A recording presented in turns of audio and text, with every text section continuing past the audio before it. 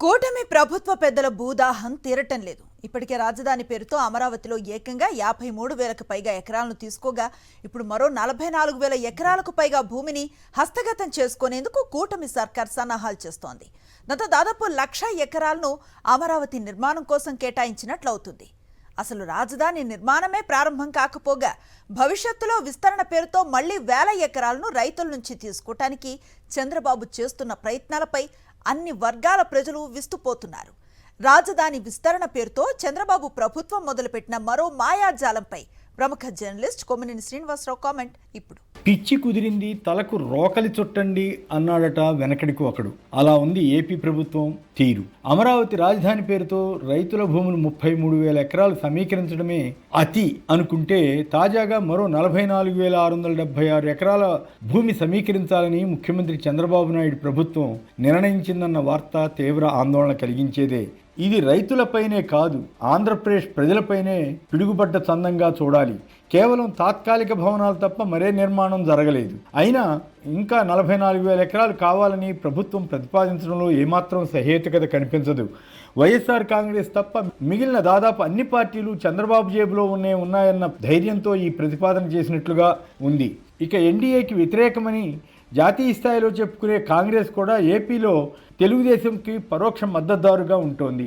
ఆ పార్టీ అధ్యక్షురాలు షర్మిల ముఖ్యమంత్రి చంద్రబాబు సలహాలు సూచనల మేరకే పార్టీని నడుపుతున్నారన్నది ఎక్కువ మంది కాంగ్రెస్ వాదుల భావన. ఈ రకంగా పవన్ కళ్యాణ్ను తన సంఖలో పెట్టుకుని కాంగ్రెస్ బీజేపీలను చెరో జేబులో పెట్టుకుని చంద్రబాబు రాజకీయం చేస్తున్నారన్న అభిప్రాయం ఉంది.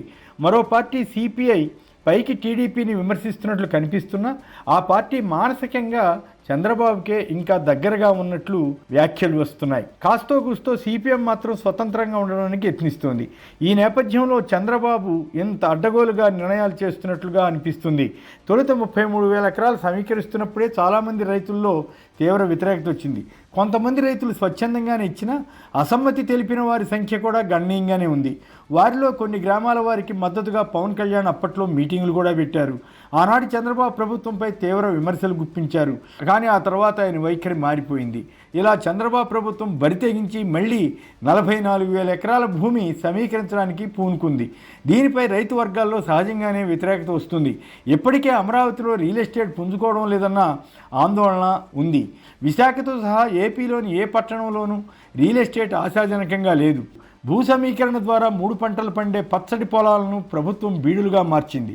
తెలంగాణలో 400 ఎకరాల ప్రభుత్వ భూమిలో నిర్మాణాలు చేపట్టడమో లేక అభివృద్ధి చేసి అమ్మాలనో కాంగ్రెస్ ప్రభుత్వం తలపెడితే పర్యావరణవేత్తలు, వివిధ రాజకీయ పక్షాలు తీవ్రంగా ఆందోళన వ్యక్తం చేశాయి. సుప్రీంకోర్టు సైతం పరుష వ్యాఖ్యలు చేసింది. ప్రధాని మోడీ కాంగ్రెస్పై విమర్శల వర్షం కురిపించారు.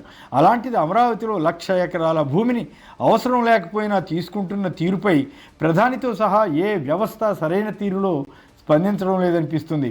అక్కడ పర్యావరణానికి విఘాతం కలుగుతున్నా ఎవరూ నోరు విప్పడం లేదు. చంద్రబాబు తన ఇంటి కోసం 5 ఎకరాలు కొనుగోలు చేసి శంకుస్థాపన చేసిన విషయంలో కూడా మతలబు ఉందా అన్న అనుమానం లేకపోలేదు. రియల్ ఎస్టేట్ పెరగడానికి వీలుగా ఆయన ప్రయత్నం చేస్తున్నారేమోనని కొందరు అంటున్నారు. ఒకవేళ వచ్చే ఎన్నికల్లో ఏపీలో టీడీపీ కూటమి ఓటమి పాలైతే ఆ తర్వాత కూడా చంద్రబాబు కానీ ఆయన కుటుంబం కానీ అమరావతిలోనే నివసిస్తుందా అన్న డౌట్ పలువురిలో ఉంది.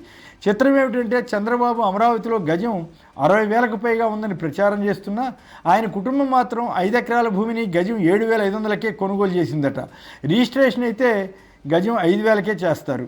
మరి చంద్రబాబు ప్రచారం చేసిన విధంగా రియల్ ఎస్టేట్ విలువలు లేవా, లేక చంద్రబాబు నిర్దిష్ట మొత్తం కాకుండా మిగిలిన దాన్ని భూ యజమానులకు నగదు రూపంలో అందించారా అన్నది చర్చనీయాంశం.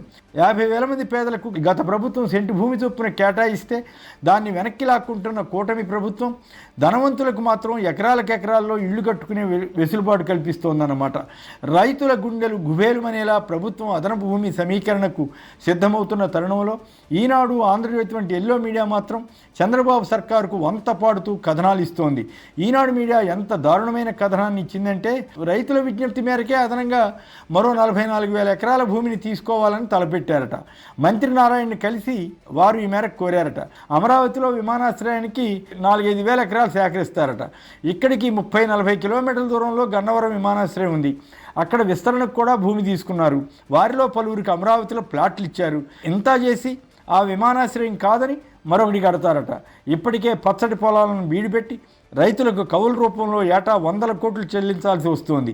మళ్ళీ అదే ప్రకారం భూముల సేకరణ చేస్తే రైతులు ఎంతవరకు సిద్ధపడతారన్నది అనుమానమే. ఒకవేళ రైతులు తమ భూములు ఇవ్వబోమనంటే చంద్రబాబు వద్ద ఇటు తన కుమారుడు లోకేష్ రెడ్డి బుక్ ఉండనే ఉంది. పోలీసులను ప్రయోగించి గతంలో మాదిరే రైతులను వేధించవచ్చు. రాజధాని పేరుతో తమ భూములకు ఎసరు పెట్టలేదులే అనుకున్న రైతులకు ఇది షాకింగ్ వార్తే అని చెప్పాలి. ఈ పరిస్థితిని రైతులు ఎలా ఎదుర్కొంటారో చూడాలి.